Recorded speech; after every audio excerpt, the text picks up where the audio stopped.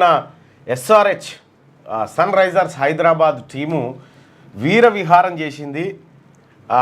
మరి పెద్దమ్మ తల్లి మైమన పబ్బుకు దొలకపోయిరా పాపం ఆ బుజ్జి విపరీతమైన కష్టపడ్డది. ఈ టీం కంటే ఎక్కువ వీళ్ళు వరుసగా మ్యాచ్లు ఓడిపోవడంతోటి ఎక్కడెక్కడి బొట్లు పెట్టించింది, తాయితలు ఏమేం కట్టిందో ఏం కథనో మొత్తానికైతే 14 4లు 10 6లు అభిషేక్ చాలా అద్భుతంగా ఆడిరు.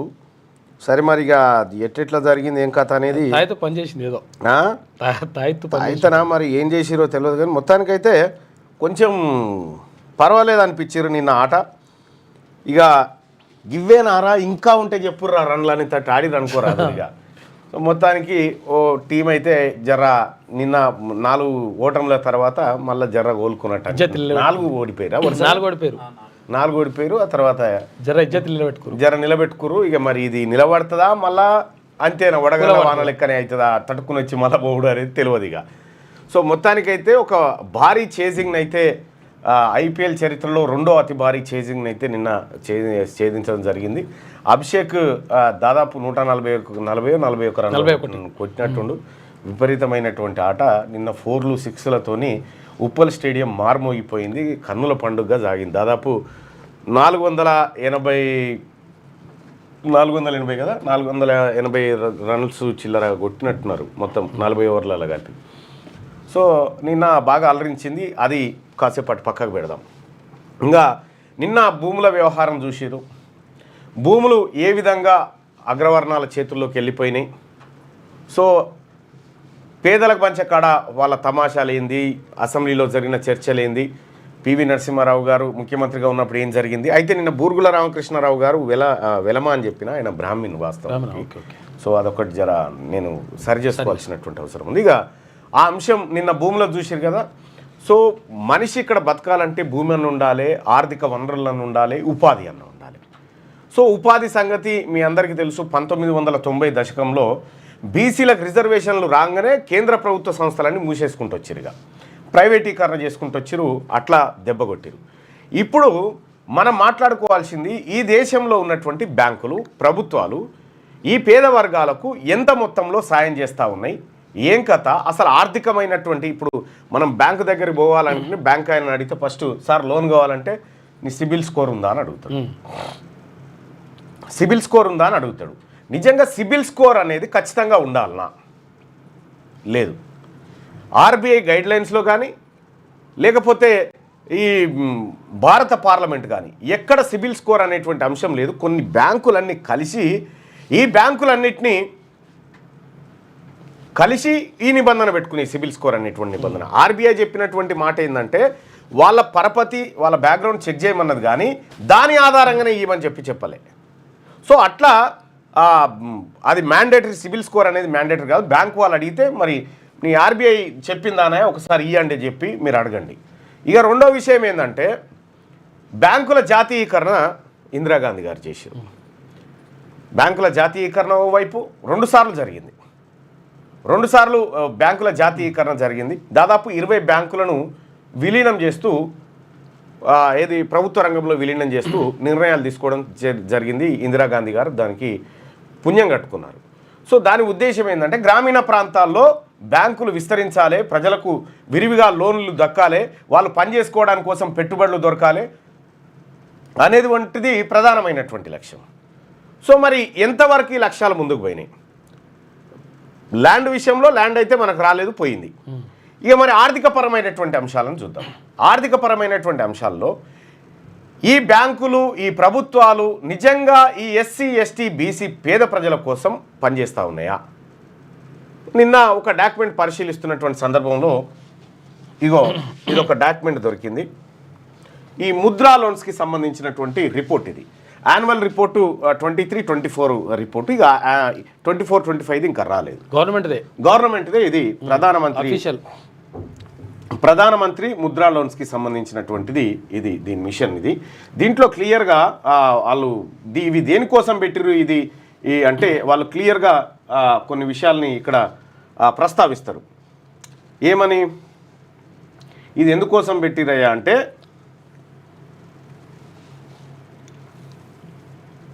ఈ ముద్రా లోన్ల ఉద్దేశం ఏంటంటే ఇక్కడ during the financial year under PM ప్రధానమంత్రి Mudra Yojana total amount 5.41 lakhs crore was sanctioned. Disbursement to 5.32 lakh crore in 6.68 crore loan accounts, which helped in extending the much needed financial support to the needy entrepreneurs who are mostly from the underserved sections of the society. ఎవరి కోసం? SC, ST, OBC మహిళలకు, వాళ్ళని ఎవరైతే under served అంటే sections ఉన్నాయో వాళ్ళకి ఎవరికైతే ఇప్పటి వరకు ఏది పెద్దగా అవకాశాలు దక్కలేదో వాళ్ళకు SC, ST, BC వాళ్ళకి ఈ లోన్లు ఇచ్చి ముద్రా లోన్స్ ఇచ్చి వాళ్ళని ఎంటర్ప్రెన్యూర్స్గా పైకి తీసుకురావాలనేది ఈ ముద్రా లోన్ల యొక్క ఉద్దేశం. సో ఇక్కడ SC, ST, BCలను పైకి తీసుకురావాలంటే ఏం చేయాలి? ఈ ముద్రా లోన్స్ SC, ST, BCలకు లోన్లు ఇవ్వాలి. అవునా? రైట్. ఇక్కడ మనం ఇంకా కొన్ని మెన్షన్ చేసిండ్రు, అక్కడ క్లియర్గా మెన్షన్ చేసిరు. SC, ST, BC అనేది వాళ్ళు మెన్షన్ చేసిరు. దాంట్లో కొన్ని లెక్కలు చూద్దాం, ఎక్కువద్దు ఎందుకంటే ఇది చాలా పేజీలు ఉన్నటువంటిది. కొన్ని పేజీలని మనం పరిశీలించి కొంచెం ఇన్డెప్త్గా చూడాలి. ఇది లోన్ కేటగిరీ అనాలిసిస్. ఎంత? ఫైనాన్షియల్ ఇయర్ 2023-24 ఇక్కడ ఎంతవరకు లోన్లు మంజూరు చేసిరు, ఏం కథ అనేది మనం ఇక్కడ చూడొచ్చు. శిశు కేటగిరీ 1, శిశు అంటే 50,000 లోపు అమౌంట్స్ ఇస్తారు. కిషోరు దానికంటే ఎక్కువ ఇస్తారు. ఇక తరుణ్ అనేది 5 లక్షల వరకు లోన్ ఇస్తారు అన్నట్టు. ఎలాంటి తాకట్టు లేకుండా ఇవ్వాల్సినటువంటి లోన్లు ఇవన్నీ. సో ఇక్కడ మనం గమనించాల్సినటువంటి కీలకమైనటువంటి పాయింట్ ఏంటంటే ఈ 2023-24లో ముద్రా లోన్స్ దాదాపుగా ఎన్ని ఇచ్చిరాయి అంటే ఎంత ఇన్ క్రోర్స్ 3,43,270 కోట్లు. ఎంత? 3,43,270 కోట్ల రూపాయలు ఎవరికి? మొత్తం అందరికి కలిపేమో 5,32,358 కోట్లు. అందరికి కలిపి 2023-24 ఫైనాన్షియల్ ఇయర్లో ఈ బ్యాంకులు ఈ దేశంలో ఉన్నటువంటి SC, ST, BCలను పైకి తీసుకురావడానికి పెట్టినటువంటి ముద్రా స్కీమ్ యోజన ఏదైతే ఉందో దీంట్లో అందరికి కలిపి 5,32,358 కోట్ల రూపాయలను ఈ ఫైనాన్షియల్ ఇయర్లో ఇచ్చినాం. ఇది గొప్ప విజయం అని చెప్పి ఆ పుస్తకాలలో ఇందులో ఈ లెక్కలలో కేంద్ర ప్రభుత్వ సంస్థ రాసుకుంది. రైట్. ఎవరి పైన మనం చూసింది ఏంది? SC, ST, BCలను ఎంటర్ప్రెన్యూర్షిప్లో పైకి తీసుకురావాలి వాళ్ళకి ఆర్థికంగా అనేది దాని ఉద్దేశం కదా. ఇక్కడ జనరల్ కేటగిరీ అంటే ఓసీలకు, అప్పర్ క్యాస్ట్ వాళ్ళు, పెద్ద కులం వాళ్ళకి ఎంత ఇచ్చిరా అంటే ఈ మొత్తం 5,32,358 కోట్లలో పెద్ద కులపోలకు వంచింది 3,43,270 కోట్లు. ఇప్పుడు కొంతమంది ఏమంటారంటే జనరల్ అంటే అందరూ ఉంటారు, అందరు ఉన్న తర్వాత ఇప్పుడు 3 కేటగిరీలు ఇవి కాక SC, ST, BCలు కాక ఇది SC, ST, BCలు కాక ఓన్లీ అప్పర్ క్యాస్ట్ వాళ్ళకి పెద్ద కులం వాళ్ళకు 64.48% లోన్లు ఓన్లీ పెద్ద కులపోలకే ఇచ్చారు. దాని పేరేంది? SC, ST, BCలను పైకి తీసుకురావాలి.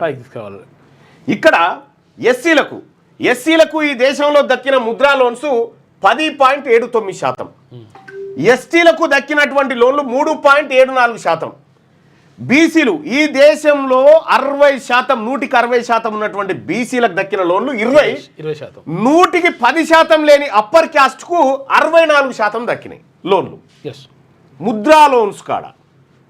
దీన్ని బట్టి మనకి ఏమర్థమవుతా ఉంది? ఈ బ్యాంకులు మన SC, ST, BCలకు లోన్లు కూడా ఇస్తలేవు.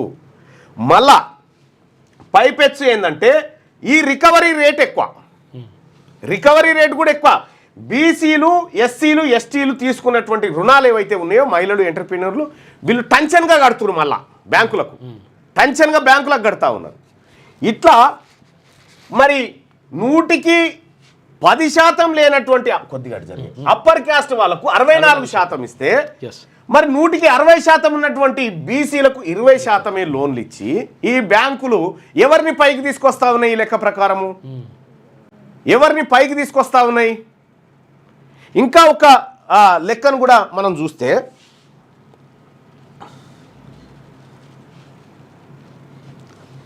కాకపోతే ఇంకో విషయం ఏంటంటే ఇందులో కనీసం ఓసీలు పేర్కోవడం కూడా పేర్కోవడం పనిలే, కేవలం బీసీ ఎస్సీ ఎస్టీ తర్వాత మహిళలు కొంతమంది గంతే.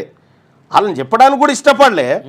బీసీలకు సంబంధించి ఎవరెవరికి ఎంత ఇచ్చిరు, ఏ లోన్లు ఎంత పోయినాయి, జనరల్ కేటగిరీ వాళ్ళకి 5,32,000 కోట్ల లోన్లు ఇస్తే 3,43,000 కోట్లు అప్పర్ క్యాస్ట్ 64% ఇచ్చిరు వాళ్ళకి.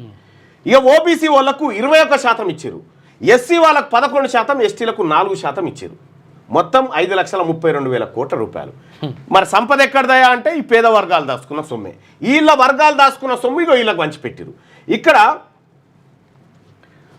ఒక్కొక్క అప్పర్ క్యాస్ట్ వాళ్ళకి ఒక్కొక్క తలకు 96,000 చొప్పున ఇచ్చారు ఒక్కొక్క తలకాయకు. బీసీలకు ఒక్కొక్క తలకు 63,000 రూపాయలు ఇచ్చారు. ఇక్కడ ఎస్సీలకు 53,000 ఇచ్చారు, ఎస్టీలకు 59,000 రూపాయలు ఇచ్చారు. అంటే పెద్ద కులపోళ్లకు ఈ బ్యాంకులు ఏ తీరుగా పనిచేస్తూ ఉన్నాయి, ఈ స్కీములు ఏ తీరుగా పెరుమాలది ఆరగింపు అయ్యగారిది, పేరేమో ఎస్సీ ఎస్టీ బీసీలది. ఇగో ఈడ పెట్టుకున్న కాడికి మనం ఈడ మంచిగా క్లియర్గా రాసుకొని ఎస్సీ ఎస్టీ బీసీలను పైకి తీసుకురావడానికి ముద్ర లోన్లు తీసుకొస్తా ఉన్నాం, ముద్ర స్కీములు తీసుకొస్తున్నామని చెప్పి మనం ఈడ గొప్పగా రాసుకున్నాం. ఇగో underserved sections of the society SC ST OBC women large number వీళ్ళని పైకి తీసుకురావడానికి కోసం స్కీమ్ పెట్టినామని చెప్పి 64% నిధులు అప్పర్ క్యాస్ట్ వాళ్ళు ఎత్తుకొని పోయారు. చెప్పుడేమో ఇలా పేర్లు, చెప్పుడు పెరుమాలది ఆరగింపు అయ్యగారులది. ఇది జరిగింది.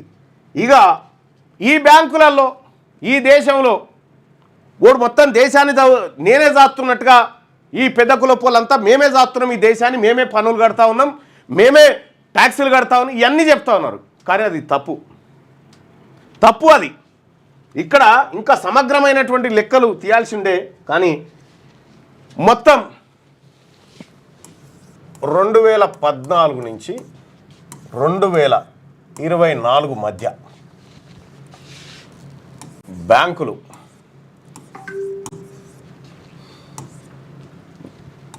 ఈ బ్యాంకులు ఏం చేసినాయంటే 2014 నుంచి 2024 మధ్యలో 16,35,000 కోట్ల రూపాయలు 16,35,000 కోట్ల రూపాయలు మాఫీ చేసినాయి. ఎవరికి మాఫీ చేసినాయి? పెద్ద కార్పొరేట్ కంపెనీల కోసము, పెద్ద కులపోల కోసం 16,35,000 కోట్ల రూపాయలు మాఫీ చేసినాయి. ఇది నా లెక్క కాదు, ఆర్బీఐ లెక్క. భారత పార్లమెంటు ఆర్థిక మంత్రిత్వ శాఖ ప్రకటన ఇది. 16,35,000 కోట్ల రూపాయలు వీళ్ళు మాఫీ చేసిరు. నిమిషం.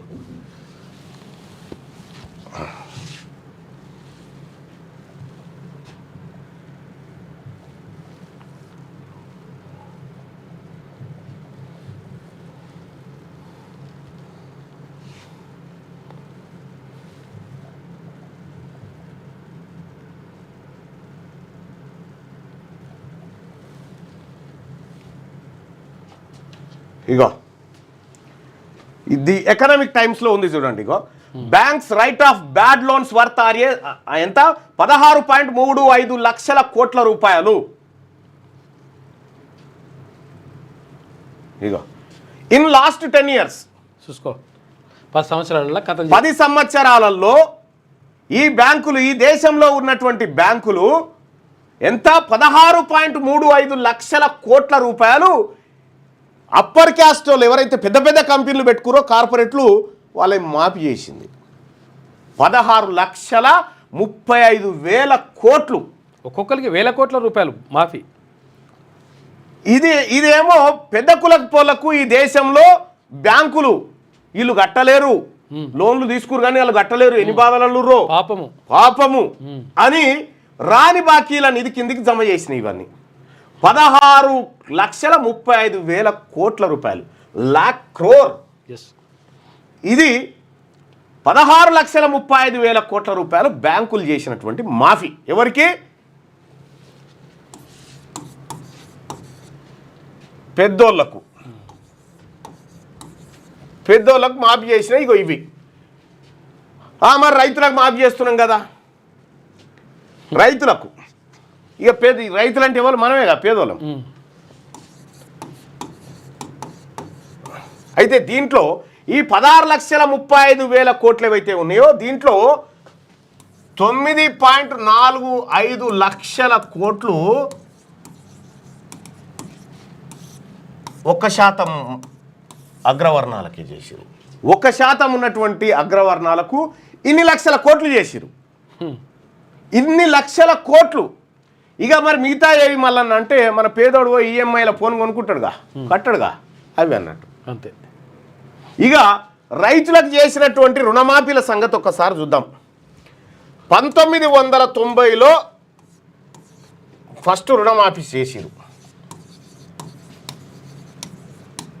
ఈ రుణమాఫీ కార్యక్రమం 1990లో ప్రారంభమైంది ఇందులో ఎంత చేసిరయ్యా 1990 నుంచి 2024-25 వరకు అంటే దాదాపుగా 35 సంవత్సరాలు ఓకే 35 ఏళ్లలో వీళ్ళకేమో 10 ఏళ్లలో చేసింది ఇది 10 ఏళ్లలో 16,35,000 కోట్లేమో పెద్దోళ్ళకు మాఫీ చేసిరు అగ్రకులపోలకు అగ్ర కంపెనీలకు ఈ 35 సంవత్సరాల్లో 35 ఏళ్లలో రైతులకు చేసిన రుణమాఫీ ఎంత అంటే 2.5 lakh crores 2,50,000 కోట్లు 2,50,000 కోట్లు రైతులకు మాఫీ చేసిరు 16,35,000 కోట్ల రూపాయలు అంబానీలు అదానీలు ఆ తర్వాత విజయ్ మాల్యలు నీరవ్ మోడీలు చోక్సీలు వీళ్ళకు ఈ బ్యాంకులు మనకి పేద వర్గాలకు లోన్లు ఇయ్యాయి వాళ్ళకి ఇస్తే వాళ్ళు మాఫీ చేస్తారు ఇక్కడ రైతులకు రుణమాఫీ రైతులు రుణం మళ్ళీ కట్టాల్సిందే ఈ బ్యాంకులు చేసే మాఫీ ఏం కాదు మళ్ళీ ప్రభుత్వాలు మళ్ళీ ప్రజల పన్నుల ద్వారా వసూలు చేసి కట్టాల్సినటువంటి పైసలే 35 ఏళ్లలో రైతులకు చేసిన మాఫీ 2.5 లక్షల కోట్లు అయితే 10 ఏళ్లలో అగ్రవర్ణాలకు చేసినటువంటి మాఫీ 16,35,000 కోట్లు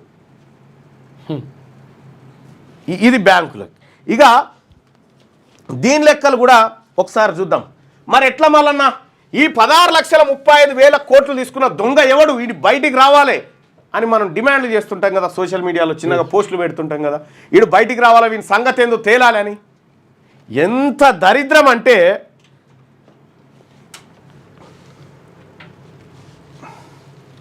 ఇక్కడ ఇంకొక షాకింగ్ న్యూస్ చూడ్రి అప్పులు తీసుకొని ఎగ్గొట్టిన వాళ్ళు ఉన్నారు కదా అప్పులు తీసుకున్న ఎగ్గొట్టిన వాళ్ళ వివరాలు ఏంటి అని అడిగితే ఆర్బీఐ చెప్పదు గోప్యంగా ఉంచుతారు ఎందుకు అంత సీక్రెట్గా ఉంచుతారు అని అంటే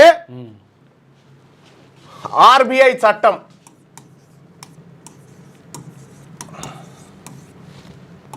సెక్షన్ 45F ప్రకారం దొంగల పేర్లు చెప్పదు అన్నట్టు లోన్లు తీసుకున్న వాళ్ళ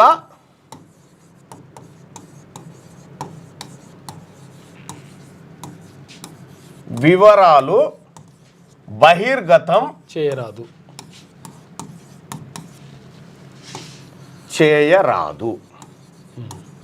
ఇగో ఇది కథ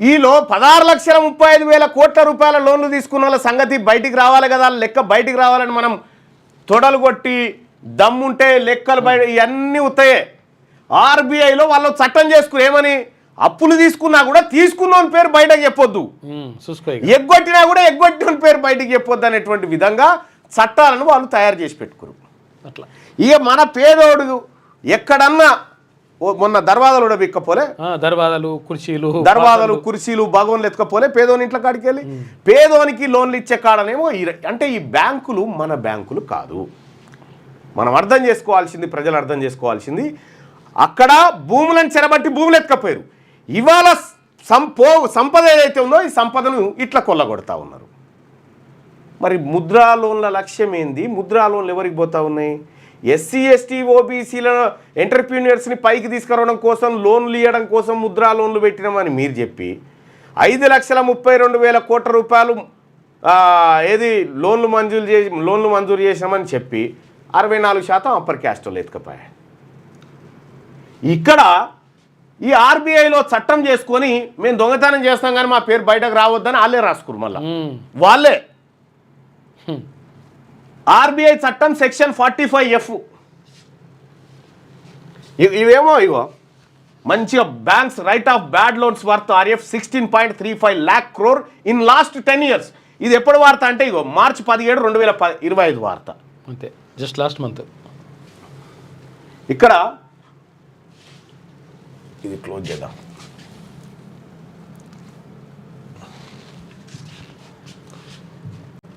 ఆర్బీఐ యాక్ట్ సెక్షన్ 45F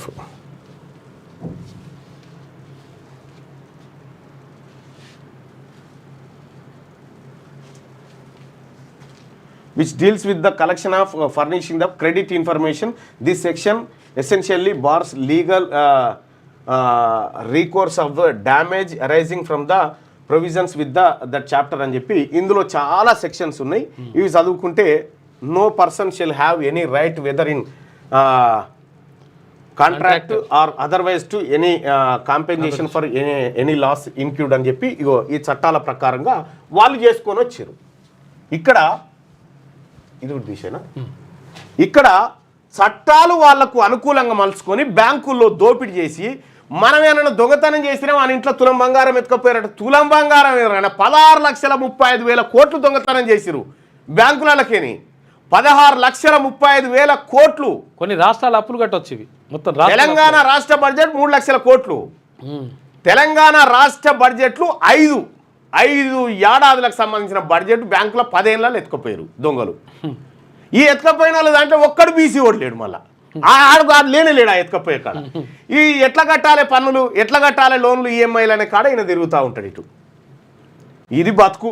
మనమే చేసిండు మళ్ళా పైసలు. ఇంకా ఇన్డెప్త్ గా ఈ ఫైనాన్షియల్ దాని మీద మనం అనాలిసిస్ చేసుకుందాం. కానీ ఇవాళ ఈ దేశంలో ఉన్నటువంటి పేద వర్గాలను మేము ఉద్ధరిస్తున్నాం, దాని కోసం స్కీములు పెట్టామని చెప్తా ఉన్నారో అవి పరమశుద్ధ తప్పు. దాన్ని ఎట్టి పరిస్థితిలో మనం నమ్మాల్సినటువంటి నయం గురించి చెప్పు అని అంటారు. సపరేట్ న్యూస్ నయం గురించి చెప్తా. ఓకే, సపరేటు చెప్తా. వీలైతే 1-2 రోజులలో చెప్తా ఏం జరిగింది. నయం ఆస్తులకు సంబంధించినటువంటి నయం డైరీ బయట ఎందుకు? నయం డైరీలు ఏం చేసి ఏమైనాయి, అవి కథ ఏమైంది, పైసలు ఏమైంది చెప్తా. హేమంత్ వ్లాగ్స్ గారు చెప్తా. Stop that. Okay, BJP party వచ్చిందే అగ్రకులాల కోసం అని చెప్పి సూర్య అంటా ఉన్నాడు.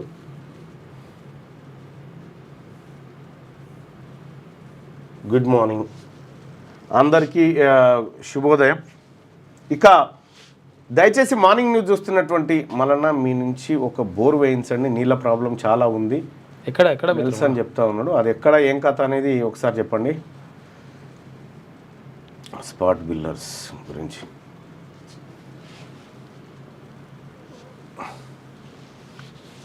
ఓకే. మీ దేవి గారు అసలు రోజు పెడతా ఉన్నది. దయచేసి మార్నింగ్ న్యూస్ని లైక్ చేసి ఎక్కువ మందికి ఈ విషయాన్ని చేరవేయాల్సిందిగా మీ అందరినీ రిక్వెస్ట్ చేస్తూ ఉన్నాం. శ్యాము ఎటుపోయిందంటే, శ్యాము అతను వేరే ఛానల్ పెట్టుకున్నాడు. ఇక క్యూనీస్లోకి రాడు. అతనికి క్యూనీస్కి ఏం సంబంధం ఉండదు. ఎందుకంటే ఆయన వేరే ఛానల్ పెట్టుకున్నాడు. ఎన్ని రోజులు పనిచేస్తారు ఇక్కడ? ఏదో ఒక రోజు సొంత వాళ్ళ కాళ్ళ మీద వాళ్ళు నిలబడాలి కదా. మంచిదే, రైట్. జనరల్కి ఓసీకి తేడా తెలుసుకోవాలని చెప్పి చెప్తా ఉన్నది. ఇందాక ఇప్పుడు ఇవన్నీ 3 మెన్షన్ చేసిన తర్వాత మెన్షన్ కాంది అదే కదా. అది ఆ విషయం కూడా చెప్పినాం కదా మిత్రమా. ఈడ ఎస్సీ ఎస్టీ బీసీలను తీసేసి మిగతాదంతా జనరలేనా? ఇంకేముంటుంది? అదే తెలంగాణ దేశంలో ఉన్నటువంటి ఎస్సీ ఎస్టీ బీసీలు అందరు కొడితే 90% మంది వాళ్ళని తీసేసిన బీసీలలో మైనారిటీలు వస్తారు. ఇంకా వాళ్ళని తీయాల్సిన పని లేదు, అవసరం లేదు ఇంకా. సో ఈ రకంగా దోపిడీ జరుగుతూ ఉంది. రైతు బంధు ఏమైంది? ఏమి కాదు, ఇదంతా ఒట్టిదే. ఏమి కాదు, ఇదంతా మాయా మచ్చింద్ర లెక్కలు. ఇవన్నీ మనల్ని మోసం చేసేటువంటి లెక్కలు. దయచేసి మార్నింగ్ న్యూస్ చూస్తున్నటువంటి మిత్రులారా ఈ విషయాన్ని ఎక్కువ మందికి చేరవేయండి. రేపు మళ్ళొక టాపిక్ మీద మనం మాట్లాడుకుందాం. రైట్గా మార్నింగ్ న్యూస్లో ముందుగా వెలుగు దినపత్రికలో ఉన్నటువంటి వార్తలను చూద్దాం. 55 బాల్స్లో 141 రన్స్. అభిషేక్ 246 ఉఫ్. సన్ రైజర్స్ హైదరాబాద్ శనివారం ఉప్పల్ స్టేడియంలో పంజాబ్తో జరిగిన మ్యాచ్లో మాయ చేసింది. పంజాబ్ ఇచ్చిన 246 భారీ టార్గెట్ 9 బాల్స్ మిగిలిండగానే అందుకున్న ఆరెంజ్ ఆర్మీ తన రేంజ్ ఇది అని చాటి చెప్పింది. ఐపీఎల్లో రెండో హైయెస్ట్ టార్గెట్ను చేసేసింది. ఓపెనర్ అభిషేక్ శర్మ బాల్స్లో 14 ఫోర్లు 10 సిక్సర్లతో 55 బాల్స్లో తన విధ్వంసకర బ్యాటింగ్తో ఉప్పల్ స్టేడియాన్ని షేక్ చేసిందట. సో మొత్తానికి నిన్న హనుమాన్ జయంతి సందర్భంగా హైదరాబాదులో ఈ కార్యక్రమం ఏదైతే ఉందో, హనుమంతుడే గెలిపించు. ఈ హనుమంతుడా ఏమని మనం అంటాం కానీ హనుమంతుని టాపిక్ కూడా వద్దు. కానీ విషయం ఏంటంటే మొత్తానికైతే వీళ్ళు హనుమాన్ జయంతి సందర్భంగా గెలిచిరని అనుకోవచ్చు. వీళ్ళు దుర్గమ్మ గుళ్ళకి పోయిరు. ఓకే, పూజలు చేసిరు వీళ్ళు సెట్ అయినట్టుంది. తల్లి ఆశీర్వాదం.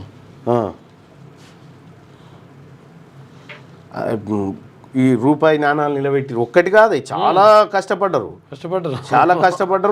పాపం ఆ బుజ్జి ఎవరు ఆ SRH ఓనర్ ఉన్నది కదా, ఆ బుజ్జి వీళ్ళని తీసుకుపోయి గుళ్ళ చుట్టూ తిరిపించి తాయితలు కట్టించి దండాలు పెట్టించి ఇక రకరకాల ప్రయత్నాలు చేసింది అనుకో రాదురే. ఇక ఇలా పంపిస్తున్నా చూడు భరత్కు.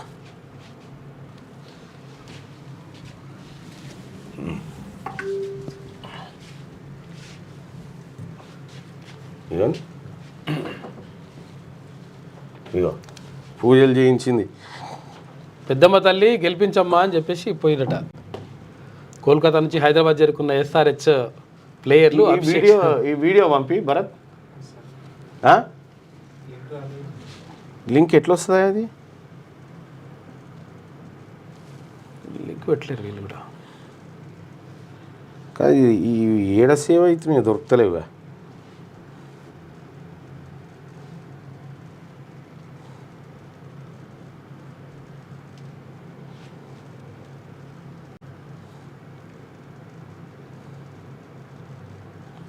కొడాకనే ఉండే. కోల్కతా నుంచి హైదరాబాద్ చేరుకున్న SRH ప్లేయర్స్ అభిషేక్ శర్మ, నితీష్ కుమార్ రెడ్డిలు జూబ్లీహిల్స్ పెద్దమ్మ ఆలయాన్ని సందర్శించారు. ఆలయ అధికారులు వీరికి ప్రత్యేక దర్శనం కల్పించి శాలువతో సత్కరించారట. వీళ్ళని తీసుకుపోయి ఇంకా చాలామంది పోయి ఇట్లా రూపాయి బిల్లలు నిలబెట్టారు. రకరకాల బాధలు పడ్డది ఆ బుజ్జి. అయితే వీళ్ళు గెలిపిస్తాందుకు వాస్తవానికి గెలుపు వీళ్ళది కాదు, ఆ బుజ్జిదే. మళ్ళా ఇది పోయి వచ్చినాక ఒక ఆట ఓడిపోయారు. ఇది పోయొచ్చినాక ఒక ఆట ఓడిపోతే మళ్ళీ పబ్బుకు తోలకపోయింది. అట్లనన్నా రీఛార్జ్ అయితే పబ్బుకు తోలకపోయింది. పబ్బుకు తోలకపోయి అట్లా ప్రయత్నం చేసింది. అట్లా మొత్తానికైతే ఇక పబ్బు మైమనా ఏం మైమనా తెలియదు, మొత్తానికి గెలిచిరు అనుకోరాదు. ఇక కొత్త డయాబెటీస్ టైప్ 5 పోషకాహార లోపంతో వస్తున్నట్టు గుర్తింపు, కనిపెట్టడం కష్టం, ట్రీట్మెంట్ లేదు. అధికారికంగా ప్రకటించిన ఇంటర్నేషనల్ డయాబెటీస్ ఫెడరేషన్ ప్రపంచవ్యాప్తంగా 2.5 కోట్ల మంది టైప్ 5 బాధితులు. వీరిలో 19 ఏళ్ల లోపు వాళ్ళే ఎక్కువ. మన దేశంలో 8.98 కోట్ల మందికి షుగర్ ఉన్నట్టుగా నివేదిక స్పష్టం చేసింది. అయితే కొన్ని కంపెనీలు ఏం చేస్తాయంటే, ఇగో మా ప్రోడక్ట్ ఇది దీనికోసం, ఈ రోగం నయం కావడం కోసం అని చెప్తారు. కానీ ఇప్పుడు వస్తున్నటువంటి ఏంటంటే, ఫస్ట్ ప్రోడక్ట్ లాంచ్ కంటే ముందు సపోజు జలుబు ఉందనుకో, జలుబుకు నువ్వు ఒక మాత్రం టాబ్లెట్ తయారు చేసినావు, ఒక గోళీ తయారు చేసినావు. అయితే ఇది మార్కెట్లోకి ఇంకా రిలీజ్ చేయలే. అప్పుడు ఏం చేస్తాయంటే, ఈ కంపెనీ ఉంటుంది కదా, ఈ కంపెనీ ఏం చేస్తుందంటే మీడియా సంస్థలకు ఒక పెయిడ్ వార్త ఇస్తుంది. ఏమనంటే, దేశవ్యాప్తంగా పెరిగిపోతున్న జలుబు ఇది చాలా ప్రమాదకరం, ఇది ప్రమాదకరం అని ప్రకటన చేస్తుంది. అంటే అక్కడ వార్తలు ఎక్కిస్తారు. ఈ ప్రమాదకరం అని పత్రికలలో, టీవీలలో అన్నిట్లలో వస్తుంది. ఈ వచ్చిన తర్వాత ఈ టాబ్లెట్ వస్తుంది. ఇక దీనికి ఇదే మందని. ఈ రకమైనటువంటి బిజినెస్లు, దందాలు ఇవన్నీ జరుగుతూ ఉంటాయి. నేను ఎక్కడో ఒక పెద్ద ఆయన చెప్తే విన్నా. ప్రియా పచ్చళ్ళు అని మన రామోజీరావు గారు ఉంది కదా, ప్రియా పచ్చళ్ళు మనం పాటలలో కూడా, ఏది జయరాజన్న పాటలలో కూడా విన్నా. పచ్చళ్ళమ్ముతూ వచ్చెరో నా తెలంగాణ పల్లెకి, పాలకులై కూసుండెరో నా తెలంగాణ నేలకి అని చెప్పి ఆయన పాటలో ఉండే. రామోజీరావు గారు ప్రియా పచ్చళ్ళు తయారు చేసినప్పుడు ఎవడు కొంటలేడట వీటిని. ఓకే, కొనకపోతే నీది షాప్ అనుకో, నీ షాప్ దగ్గరికి ఫస్ట్ వచ్చి ప్రియా పచ్చళ్ళు పెట్టుకో, నీ దాంట్లో మంది కొట్టరంటే అవి మాకు వద్దు అని చెప్పి ఎలగొట్టారు. ఎలగొడితే ఈయన ఏం చేసిండట అంటే ఒక 5-6 ఆడోళ్ళని ఫస్ట్ ఆయన పోయి ఆ షాప్ అయిన ప్రియా పచ్చడి ఉందా అని అడిగినట. లేదు అన్నట. లేదంటే ఆమె వెళ్ళిపోయింది. మళ్ళా తెల్లారి మళ్ళీ ఇంకొక ఆమె వచ్చింది, ప్రియా పచ్చడి ఉందా అని అంటే లేదు అని వెళ్ళిపోయింది. మళ్ళీ ఇంకొక ఆమె వచ్చింది, ప్రియా పచ్చడి ఉందా అంటే లేదు. ఒరే ప్రియా పచ్చడి నీ తిరిగి అమ్ముతున్నారు, వేసుకోవాలన్నా ఏంది, ఇంత డిమాండ్ ఉన్నట్టుంది అని ఆయనతో ఏం చేసిందంటే ఆ ప్రియా పచ్చలు ఆయన ఏడుండు అని చెప్పి ఎంకులాడుకొని ఈయన దగ్గరికి ఉల్టా పోయి ఆ ప్రియా పచ్చలు నా షాప్లో పెట్టాయా, నేను అమ్ముతా అని చెప్పారంటే షాప్లో పెట్టి స్టార్ట్ చేసిండు. ఇక మెల్లగా కస్టమర్లకు అలవాటు చెప్తున్నాడు. ఇక మళ్ళీ ఈయన ప్రియా పచ్చలు బాగా మంది అడుగుతున్నారు అని చెప్పి ఇట్లా ప్రియా పచ్చళ్ళను మార్కెటింగ్ సిస్టమ్ ఇది ఒకటి ఇట్లా చేసిరు అనేది నేను విన్నా. అది ఇంతవరకు నిజమో తెలియదు కానీ ఓ పెద్ద మనిషి చెప్తున్నా, ఓ పెద్ద జర్నలిస్ట్ చెప్తే. భజే ఆంజనేయం కిటకిటలాడిన కొండగట్టు హనుమాన్ జయంతి సందర్భంగా పోటెత్తిన భక్తులు హైదరాబాద్లో భారీ శోభాయాత్ర చేసిండ్రు. రైట్గా సోషల్ మీడియాలో రోతరాతలపై పోలీస్ నజర్, ప్రత్యేకంగా మానిటరింగ్ సెల్, అబ్యూస్ కంటెంట్ పై నిరంతరం నిఘా, సామాజిక మాధ్యమాల్లో విచ్చలవిడిగా బూత్ కంటెంట్, రాయలేని భాషలో తిట్లు, అసభ్యకర కామెంట్స్, సెలబ్రిటీలు మొదలు సామాన్యుల దాకా బాధితులే, మహిళలను చివరికి చిన్నపిల్లలను వదలట్లే. అసెంబ్లీ సాక్షిగా సీఎం రేవంత్ రెడ్డి ఆవేదన, ఆ తర్వాతే సీరియస్గా దృష్టి పెట్టిన పోలీస్ శాఖ. 9,000కు పైగా గ్రామాల్లో వాట్సాప్ గ్రూపులపై పోలీసుల కన్ను. అబ్యూజ్ కంటెంట్కు 37 ఏళ్ల జైలు, 10 లక్షల రూపాయల వరకు జరిమానా పడే ఛాన్స్ ఉందట. ఇలా సోషల్ మీడియాలో ఎవ్వనికి నచ్చింది వాడు పెడతాడు. అయితే ఇది ప్రజలు తిట్టుకున్నప్పుడు ప్రభుత్వాలు పెద్దగా పట్టించుకోలే. ప్రభుత్వాలని ఈ లాంగ్వేజ్లో తిడతారు కదా, ఇప్పుడు ప్రభుత్వాలకు ఇబ్బంది అవుతుంది అన్నట్టు. స్టేషన్ గన్పూర్ ఎమ్మెల్యే కడియం శ్రీహరిపై రాజకీయ ప్రత్యర్థులు కొంతకాలం సోషల్ మీడియాలో అసభ్యకర పోస్టులు, బూత్ కామెంట్లతో దాడి చేస్తున్నారు. కడియం పట్టించుకోకపోవడంతో తాజాగా ఆయన తల్లిని టార్గెట్ చేశారు. ఆమె వయస్సు ప్రస్తుతం 97 ఏళ్లు కాగా ఆ పెద్ద ఆవిడ క్యారెక్టర్ అసాసినేషన్ చేస్తుండటంతో శనివారం కడియం బహిరంగంగా తన ఆవేదన వెలిబుచ్చారు. నా పేరు స్థానంలో మీ పేరు పెట్టుకొని చదివితే నా బాధ అర్థమవుతుందంటూ ఆయన బాధపడ్డాట. వాళ్ళ తల్లిని 97 ఇక సోషల్ మీడియా అంటే ఒకప్పుడు కేవలం సమాచార వేదికగా ఉండే. అయితే విషయం ఏంటంటే ఇక్కడ ఈ పాలకులు కూడా ఒక పదవిలోకి వచ్చిన తర్వాత కొన్ని నియంత్రించుకోవాలి. కేసీఆర్ గారు ఎన్ని బూతులు మాట్లాడిండో రేవంత్ రెడ్డి గారు అంతకంటే రెట్టింపు మాట్లాడిండు. కేటీఆర్ గారు కూడా అదే, అందరూ అదే బూతులు మాట్లాడారు. సో గతంలో నేను ఎమ్మెల్సీ కాకముందుకు కొంచెం గట్టిగా మాట్లాడేటోని. ఇవాళ మా బాడీ లాంగ్వేజ్లో ఎందుకు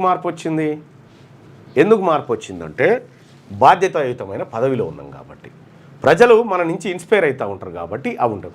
నాయకులు, పార్టీలు కూడా ఈ బూత్ మాటలు మాట్లాడకుండా ఫస్ట్ మీరు స్వీయ నియంత్రణలోకి పోతే అప్పుడు జనానికి చెప్తే జనం వింటారు. మీరే నేర్పిస్తారు జనానికి. కంచగచ్చిబౌలి భూములపై లోన్ తీసుకోలేదు, అలాంటప్పుడు బ్రోకర్ ఎక్కడి నుంచి వచ్చిండు? కేటీఆర్ ఆరోపణలకు మంత్రి Sridhar Babu counter. SEBI, RBI రూల్స్కు లోబడే టీజీఐఏసీ ద్వారా బాండ్ల రూపంలో నిధుల సేకరణ, అవి రైతు రుణమాఫీ, రైతు భరోసా, సన్న బియ్యానికి ఖర్చు. ఫేక్ ఏఐ వీడియోలతో బీఆర్ఎస్ విష ప్రచారాలు, కుట్రలు. ఆ భూముల్లో ఏనుగులు పారిపోతున్నట్టు ఫోటోలేంది? 9 ఏళ్ల కింద రాజస్థాన్లో చనిపోయిన జింక పిల్లను హెచ్సీలో చనిపోయినట్టు వైరల్ చేశారని ఫైర్. ఇది బీఆర్ఎస్ చేసినటువంటి దుర్మార్గం. ఇది స్పష్టంగా కళ్ళ ముందు కనిపించింది. అసలు లోన్ తీసుకొచ్చుకున్నారు, దాని మీద 10,000 కోట్ల లోన్ తెచ్చిర్రు, బ్రోకర్లకు 170 కోట్లు ఇచ్చిర్రు, అన్నీ చెప్పిర్రు. కంచగచ్చిబౌలి భూములపై లోనే తీసుకోలేదని ఐసిఐసిఐ బ్యాంకే చెప్పింది. నిండా మునుగుతున్న మామిడి రైతు. జగిత్యాల పండ్ల మార్కెట్లో మామిడి రైతులు నిలువు దోపిడీకి గురవుతున్నారు. ఓపెన్ మార్కెట్లో టన్ను మామిడి ధర 65,000 నుంచి 70,000 పలుకుతుంటే ఇక్కడ మార్కెట్లో నిర్వహించిన ఓపెన్ యాక్షన్లో టన్ను ధర 30,000 నుంచి 40,000 మాత్రమే పలుకుతా ఉంది. ఇందిరమ్మ ఇండ్లు అనర్హులకు అందొద్దు, స్కీమ్ పేరిట ఎవరైనా దందాలు చేస్తే కేసులు. అధికారులకు సీఎం రేవంత్ రెడ్డి ఆదేశం. ఇందిరమ్మ ఇప్పటికే చాలా నాకు కూడా ఫిర్యాదులు వచ్చినాయి. ఇందిరమ్మ ఇండ్లు ఇప్పిస్తా అని, లేకపోతే యువ వికాసం పథకాలు ఇప్పిస్తామని జర మంది బ్రోకర్లు పైసలు వసూలు చేస్తున్నట. వీళ్ళని కఠినంగా పట్టుకొని తంతే తప్ప ఈ స్కీములకు చెడ్డ పేరు తీసుకొస్తున్నటువంటి వాళ్ళు ఎవరైతే ఉన్నారో వాళ్ళని తంతే తప్ప ఇవి లక్ష్యాలను నెరవేరాయి. ఇక గతంలో బీఆర్ఎస్ పార్టీ హయాంలో అయితే ఇక ఇందిరమ్మ ఇళ్ళ పేరు మీద లక్షలకు లక్షలు వసూలు చేశారు. ఏది మన డబుల్ బెడ్రూమ్ ఇళ్ళ పేరు మీద. ఇందిరమ్మ కమిటీలు తయారు చేసిన లిస్టును మండలాధికారులు తనిఖీ చేయాలి. అనర్హులు లబ్ధి పొందితే వారి నుంచి సొమ్ము వసూలు చేయాలి. భూభారతి సందేహాల నివృత్తికి పైలట్ ప్రాజెక్టు కింద 3 మండలాల్లో సదస్సులు ఎప్పటికప్పుడు పోర్టల్ అప్డేట్ చేయాలని సూచన. ఇందిరమ్మ ఇండ్లు అనర్హులకు అందొద్దు. అనర్హుల మాట తక్కువ పక్కకు పెట్టరు కానీ ఫస్ట్ అర్హులకు ఇచ్చుడు సురువు చేయరు. ఇంకెన్ని రోజులు చెప్తారు ఇది? 661 కోట్ల ఆస్తులు స్వాధీనానికి ఈడీ నోటీసులు. నేషనల్ హెరాల్డ్ పత్రిక ది అసోసియేటెడ్ జనరల్ లిమిటెడ్కు సంబంధించిన మనీ లాండరింగ్ కేసులో 661 కోట్ల విలువ చేసే స్థిరాస్తులు స్వాధీనానికి నోటీసులు జారీ చేసినట్టు ఎన్ఫోర్స్మెంట్ డైరెక్టరేట్ శనివారం, అంటే ఇది సోనియా గాంధీ కుటుంబానికి సంబంధించినటువంటి పత్రిక ఇది. ఆ పత్రిక నేషనల్ హెరాల్డ్ పత్రికకు సంబంధించినటువంటి కోట్ల ఆస్తులు స్వాధీనానికి ఈడీ నోటీసులు జారీ చేసింది. వనజీవి రామయ్య కన్నుమూత. గుండెపోటుతో ఖమ్మంలోని ప్రైవేట్ ఆసుపత్రుల్లో చేరిక, చికిత్స పొందుతూ చనిపోయిండు. ఓవైపు కుటుంబ భారం మోస్తూనే మొక్కల పెంపకం. 1 కోటికి పైగా మొక్కలు నాటి ఎంతో మందికి ఆదర్శం. చెట్ల గొప్పతనాన్ని తెలిపేలా 60 పాటలు, 2000కు పైగా సూక్తులు. 2017లో పద్మశ్రీతో సత్కరించిన కేంద్ర ప్రభుత్వం, ప్రధాని మోడీ, సీఎం రేవంత్ సహా ప్రముఖుల సంతాపం వ్యక్తం చేశారు. వనజీవి రామయ్య కన్నుమూత. 1 కోటి మొక్కలు నాటిన. 1 కోటి మొక్కలు. గవర్నర్ రాష్ట్రపతి ఆమోదం లేకుండానే 10 చట్టాలు అమలైనట. దేశంలోనే తొలిసారి తమిళనాడు సర్కార్ గెజిట్ నోటిఫికేషన్. బిల్లులను గవర్నర్ ఆమోదించకపోవడాన్ని తప్పుపట్టిన సుప్రీంకోర్టు గవర్నర్ ఆమోదం పొందినట్టుగానే భావించాలని తీర్పు. కోర్టు తీర్పు కాపీ పబ్లిష్ అయిన వెంటనే గెజిట్ జారీ చేసిన సర్కార్ అట. చూసుకో, సుప్రీంకోర్టు సంచలన తీర్పిచ్చింది నిన్న. ఏమైందంటే గవర్నర్ పంపిన బిల్లులపై 3 నెలలలోపు నిర్ణయం తీసుకోవాల్సిందే. రాష్ట్రపతికి మొట్టమొదటిసారిగా సుప్రీంకోర్టు ఈ దేశంలో ఆదేశం జారీ చేసింది. ఇదే ఆదేశం రాష్ట్రపతికి తొలిసారిగా గడువు నిర్దేశించిన సుప్రీంకోర్టు. రాష్ట్రపతికి పాకెట్ వీటో అధికారం ఉండదు. ఆర్టికల్ 201 ప్రకారం జ్యుడిషియల్ రివ్యూ కట్టుబడాలని కామెంట్స్. గవర్నర్ బిల్లులను పెండింగ్ పెట్టడానికి తప్పుపట్టిన బెంచ్ ఆ కేసులో సంచలన తీర్పు కాపీ తాజాగా వెబ్సైట్లో అందుబాటులోకి వచ్చిందట. ఇక రాజ్యాంగ పరిరక్షకుడు రాష్ట్రపతి అని చెప్తారు. ఆ రాష్ట్రపతి ఉల్లంఘిస్తే కుదరదు, ఆయనకేం వీటోలు లేవు. కాబట్టి రాష్ట్రపతి ఆమోదానికి పంపిన బిల్లులు 3 నెలల లోపల క్లియర్ చేయాలని చెప్పి గడువు విధించింది. అటు గవర్నర్కు విధించింది. ఇది ఒక శుభ పరిణామం. వీళ్ళకి నచ్చని బిల్లులు వాళ్ళ దగ్గర పెట్టుకొని కూర్చుంటారు. 417 పేజీల తీర్పు కాపీని కూడా వెబ్సైట్లో పెట్టింది. మంచి పని చేసింది.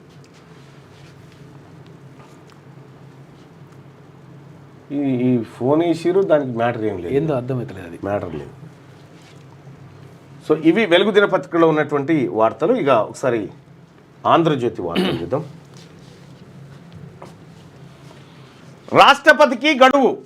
గవర్నర్ పంపే బిల్లులపై 3 నెలల్లోగా నిర్ణయం తీసుకోవాలి సుప్రీంకోర్టు. దేశ చరిత్రలో తొలిసారిగా రాష్ట్రపతికి గడువు నిర్దేశించిన సర్వోన్నత న్యాయస్థానం.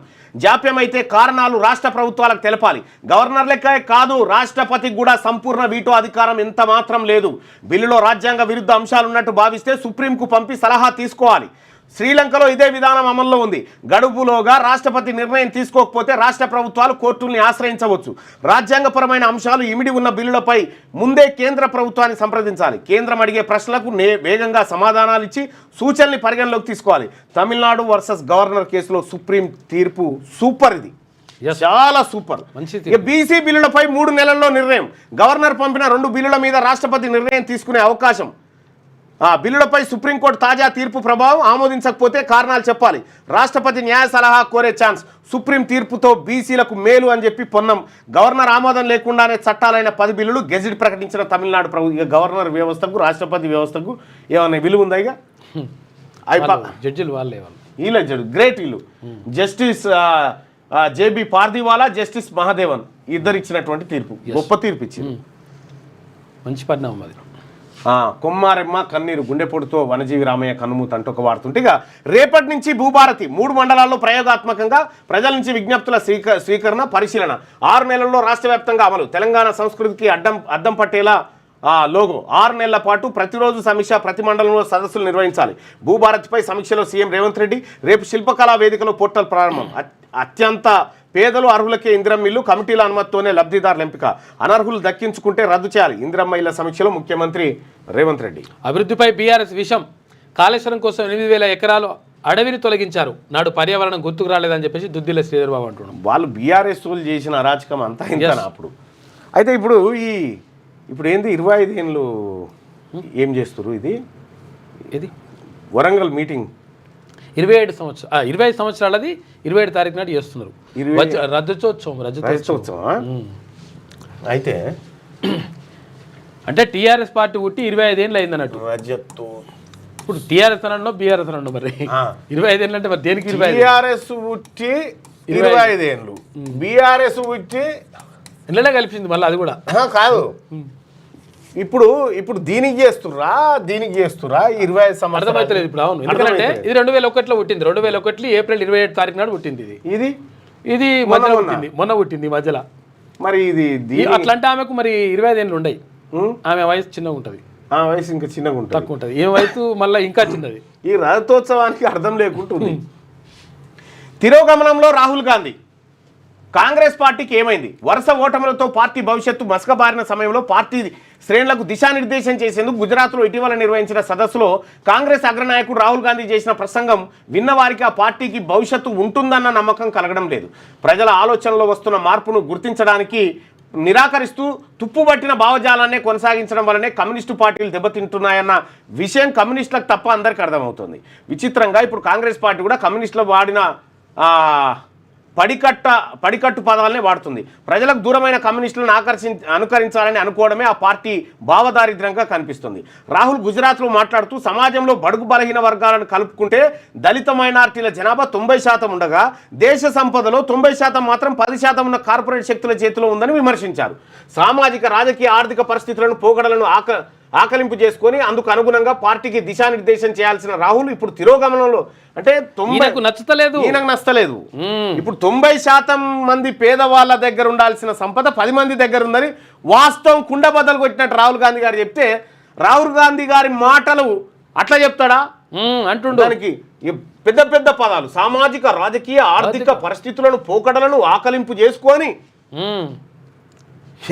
ఆయన ఆకలింపు చేసుకున్నాడు కాబట్టి రాహుల్ గాంధీ కరెక్ట్. కనీసము బీసీ ఎస్సీ ఎస్టీ మైనారిటీలకు వాళ్ళకి సంపద వంచుదామరా అని రాహుల్ గాంధీ అంటా ఉంటే అట్టెండ వంచుతుంది అన్ని మరి మేము అంత ఎడిపోవాలి ఎప్పుడు అంటుండు, చెప్తే బల చైతన్యం అవుతారని. దేశంలో కార్పొరేట్ రంగం అభివృద్ధి చెంది పన్నుల రూపంలో ప్రభుత్వాలకు ఆదాయం సమకూరినప్పుడే సంక్షేమ పథకాలు అమలు చేయగలమన్న ప్రాథమిక సూత్రాన్ని రాహుల్ విస్మరిస్తే అయ్యా ఆర్కే గారు ఇప్పుడు చూస్తేవా ముద్రా లోన్ల సంగతి 16.35 లక్షల కోట్ల రూపాయలు ఎగేసిరు సార్ ఈ చెప్పిన కార్పొరేట్ రంగమే. ఎవరు కట్టాలి మరి అవి? ఇక కేసీఆర్ అండ్ కో మళ్ళీ తెలంగాణ సెంటిమెంట్ రగిలించే ప్రయత్నం చేస్తున్నారు. కంచగచ్చిబౌలి వివాదమైన మరొకటైనా చంద్రబాబును బూచిగా చూపించే ప్రయత్నం మొదలుపెట్టారు. ఆ భూములు హెచ్సీకి దక్కినా ప్రభుత్వానికి దక్కినా చంద్రబాబు కానీ మరొకరికి కానీ ఒరిగేదేమీ లేదు. ఆంధ్ర పత్రికలంటూ మీడియాకు ప్రాంతీయ తత్వాన్ని అంటగట్టే ప్రయత్నం మొదలుపెట్టారు. తెలంగాణ ఉద్యమానికి ఊపిరిలూదిన మీడియానే అప్పుడు ఉంది, ఇప్పుడు కూడా ఉంది అని చెప్తా ఉన్నారు. ఇక్కడ ఏపీలో చంద్రబాబు గారు బీసీల కోసం రక్షణ చట్టాలను తీసుకొస్తా ఉన్నాడు కదా, మరి రాహుల్ గాంధీ గారు చేసిన ఆలోచన చంద్రబాబు చేసి చంద్రబాబు ఎందుకు తప్పుపట్టలేదు? ఇంప్లిమెంట్ చేస్తున్నాడు కదా. పత్రికలు కూడా వాళ్ళ కులాలు వాళ్ళ లెక్క వాళ్ళ కథ.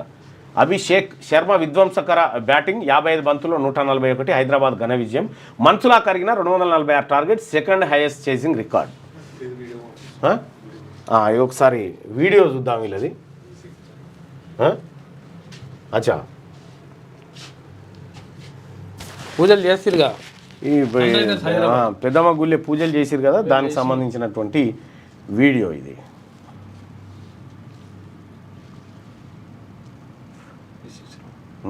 ఈ అడ్వర్టైజ్మెంట్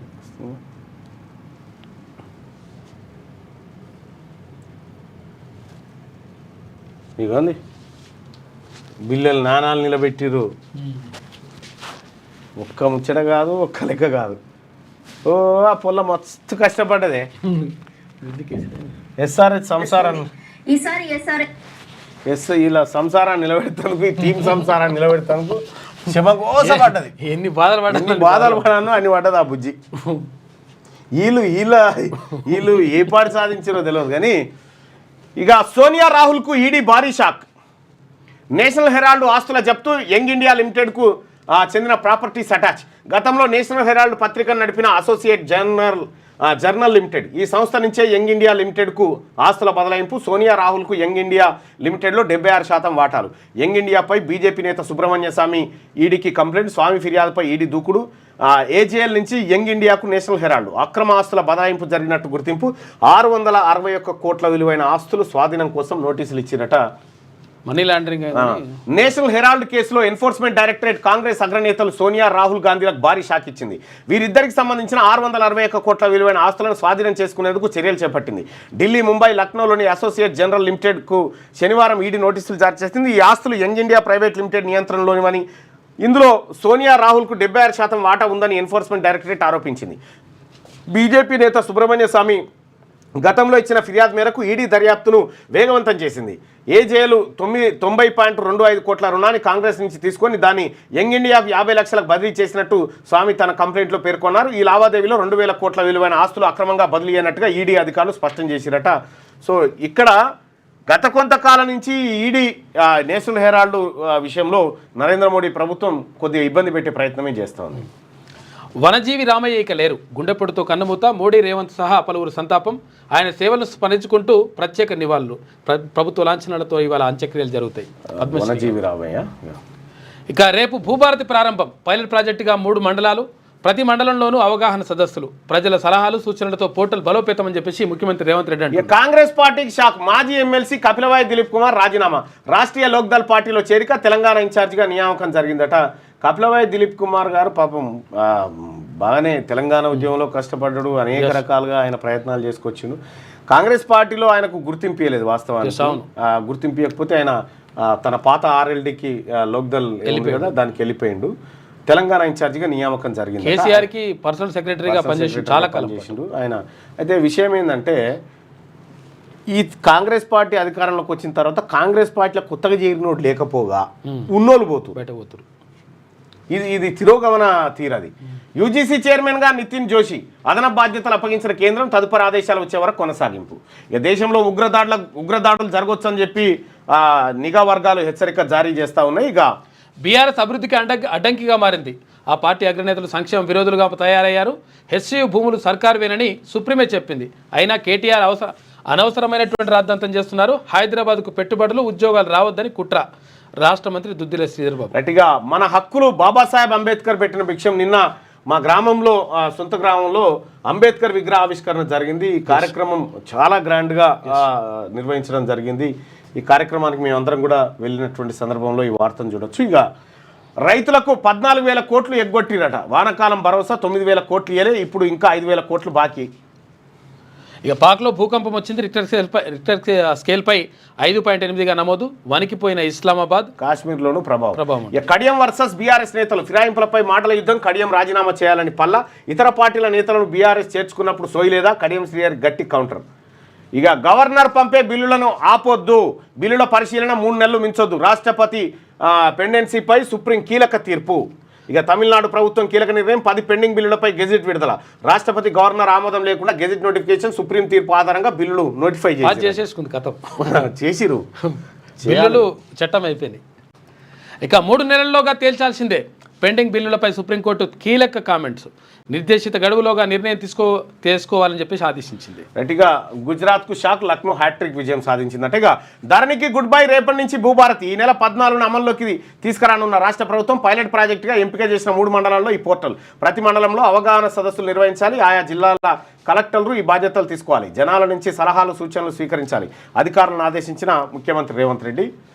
ఇక వనజీవి రామయ్య నేల కొరిగిన వనజీవి.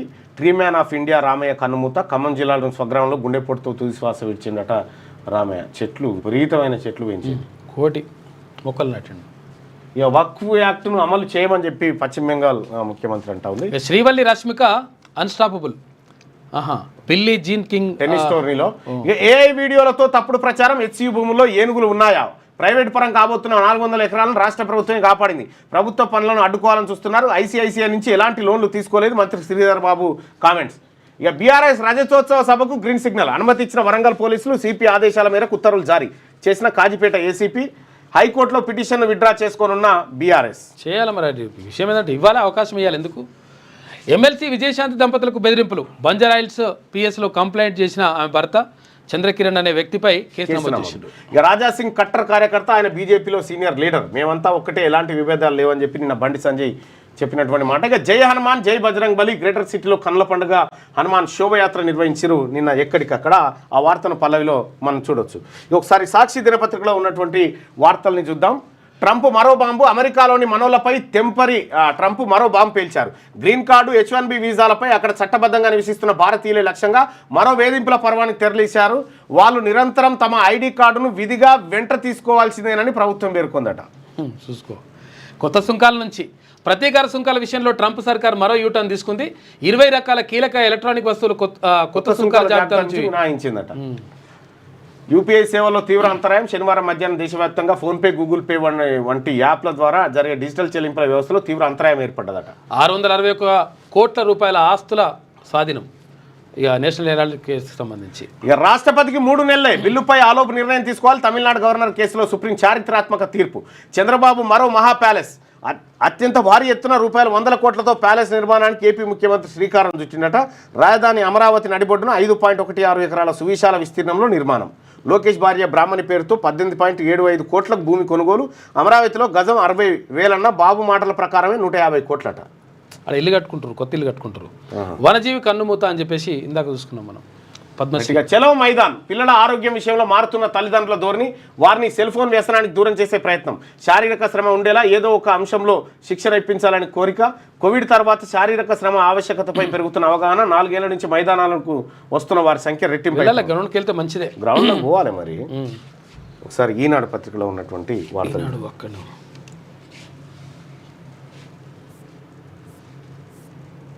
పైదన్న అదే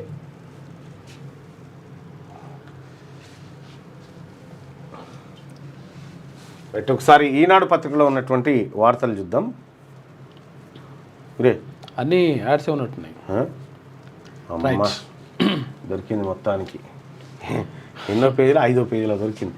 ఉప్పలు ఊగిపోయేలా అభిషేక్ శర్మ బ్యాటింగ్. IPLలో 2వ అత్యధిక ఛేదన. అభిషేక్ విధ్వంసక శతకం. పంజాబ్పై హైదరాబాద్ ఘన విజయం. వీలు చేసుకుని 4 మాటలు. ఇంట్లో ఉన్నా, ఆఫీసులో ఉన్నా, బస్సులో ఉన్నా, బంధువులతో ఉన్నా మొబైల్లో తలదూర్చి ప్రపంచం ఒకటి ఉందని మర్చిపోయారా? చుట్టూ 100 మంది ఉన్న ఒంటరితనాన్ని ఆవాహన చేసుకున్నారా? మీ వృత్తి వ్యాపారంలో పడి మానవ సంబంధాలను మర్చిపోయారా? దాని ఫలితం ఏంటో తెలుసా? అనారోగ్యం, అకాల మరణం. దీనికి ఒకటే ఔషధం. నలుగురితో హాయిగా కలవాలి, సంతోషంగా గడపాలని తేల్చి చెప్తున్న పరిశోధకులు. ఇప్పుడు పక్కపక్కకు 10 మంది కూర్చున్నా కానీ ఎవరి ఫోన్ వాళ్ళే పట్టుకొని చూస్తారు కదా, తప్ప మాట్లాడుకుంటలేరు. ఇప్పుడు ఒకప్పుడు తింటే కూడా అందరు కూర్చొని అవును తిందురు.